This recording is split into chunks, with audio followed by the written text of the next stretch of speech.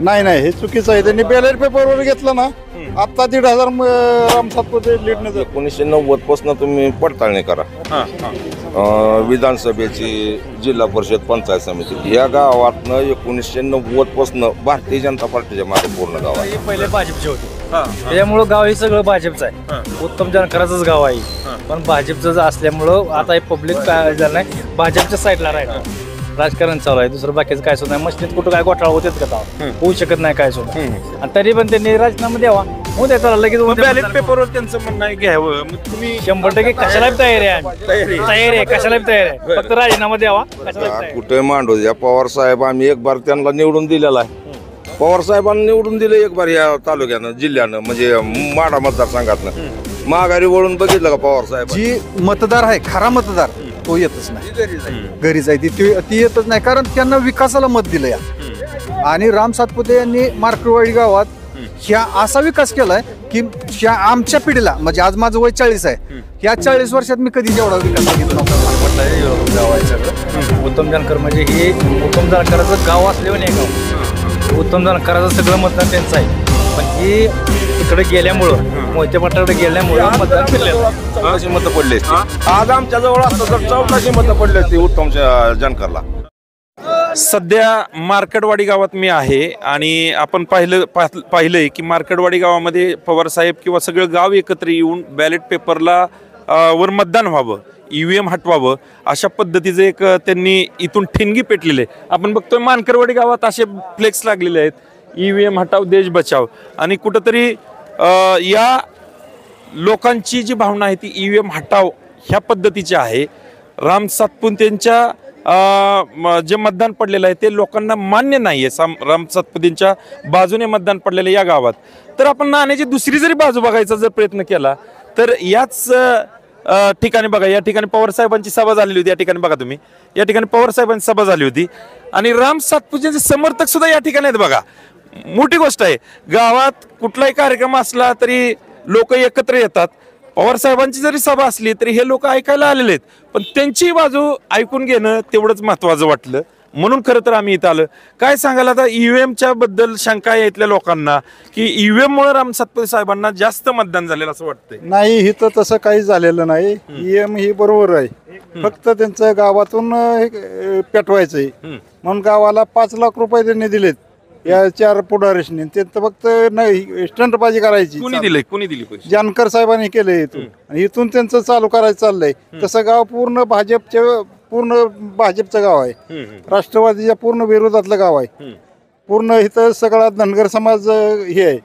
95% धनगर समाज इतर.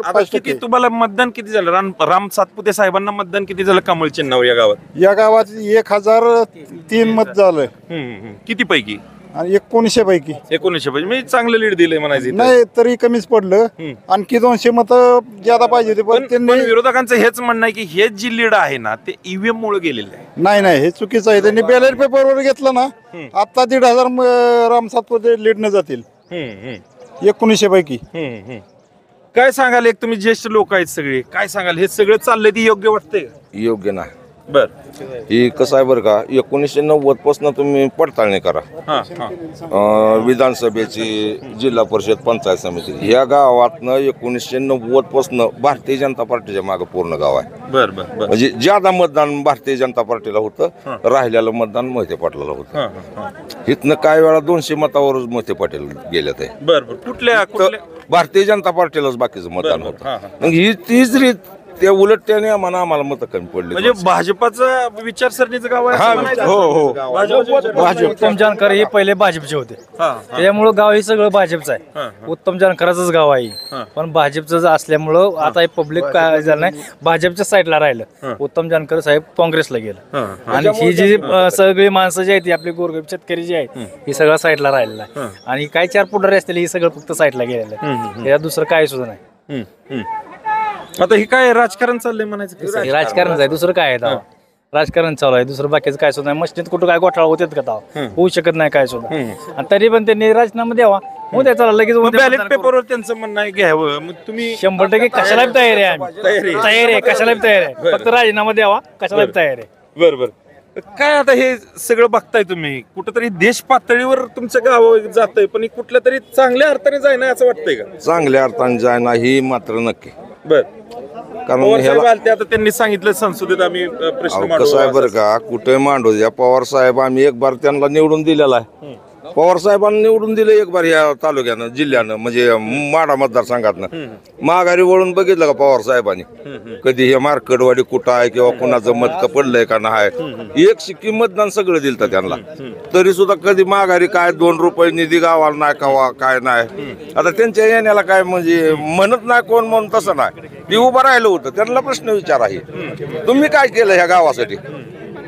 मग सातपुते साहेबांनी विकास केला असं म्हणा. काय काय विकास झाला अगदी गावात? विकास केला, चांगला विकास, जवळजवळ 21 कोटीच्या पुढं विकास झाला विकास झाला. आहे. ही जी रस्ता आहे ही उभा राहिलेला रस्ता मागच्या 2 महिन्यापूर्वी केलाय त्यांनी. सदाशिवनगर पासून ही तिरवंडीला चाललाय रस्ता खाली. म्हणजे राम सातपुते साहेबांचं काम बोलतोय म्हणून काम आहे म्हणूनच आम्ही त्यांच्याकडे, मागच्या बारीने आम्ही त्यांच्याकडे नव्हतो.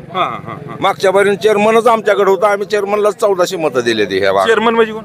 आणि जानकर साहेब. जानकर साहेब. बरं आता ती मोहिते पाटलाकडे गेल्यामुळे आम्ही जाग्यावर आहे. गाव मोहिते पाटलांच्या विरोधात असं विरोधात आहे. हा विरोधात आहे. त्याच्यामुळे मतदान असं पडलं. हा असं पडलं. काय राव? या की. चेअरमनचं जनतेचं गाव काय? मोहिते पाटलांच्या विरोधात आहे असं म्हणताय. हा, 100%. त्याच्यामुळे मतदान जास्त पडले का? 100% ते झालेलं. बर मोहिते पाटलाच्या विरोधात गाव आहे सगळं. उत्तम जानकर म्हणजे हे उत्तम जानकराचं गाव असल्यावर नाही गाव. हे उत्तम जानकराचं सगळं मतदान त्यांचं आहे. पण हे तिकडे गेल्यामुळं मोहिते पाटलाकडे गेल्यामुळं मतदान फिरलेलं आहे. 1400 मतं पडली असती. आज आमच्या जवळ असतं तर 1400 मतं पडली असती उत्तम जानकरला. पण ते दुसरीकडे गेल्यामुळे त्यांना टक्केवारी घटली त्यांची. बर बर बर.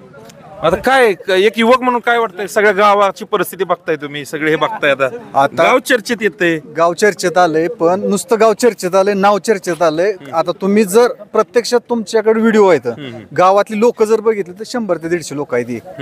नाही तर सगळी बाहेर गावचीच आहे ती. आणि जी मतदार आहे खरा मतदार तो येतच नाही, घरी जायती ती येतच नाही. कारण त्यांना विकासाला मत दिलं या.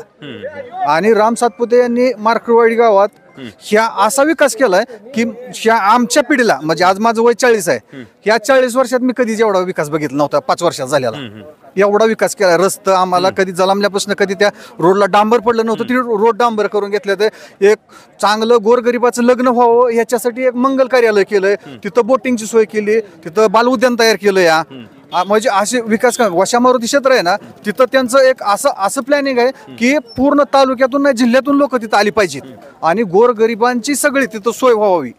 म्हणजे एकंदरीत काम केलं म्हणून लोकांनी इथं मतदान हा काम केलं त्यांनी. ईव्हीएम मशीनचा काय विषय? ईव्हीएम जर बॅलेट पेपरवर असलं तरी तुम्ही तयार आहे? हो, आम्ही कुठल्याही परिस्थितीत तयार आहे आणि लीडच वाढणार आहे. चला हे बघा, हे लक्षात घ्या की मार्केटवाडी गावामध्ये एक बाजू जर बघितली तर ईव्हीएमच्या विरुद्ध लढाई उभा करणारे काही लोक आहेत, परंतु राम सातपुते साहेबांच्या सुद्धा समर्थनार्थ एकत्र येऊन काही लोक लढा उभा करतात. त्यांची आजही तयारी आहे की ईव्हीएमवर शंका घेण्याचं कारण नाही, कारण राम सातपुते यांनी हा विकासच केलेला आहे.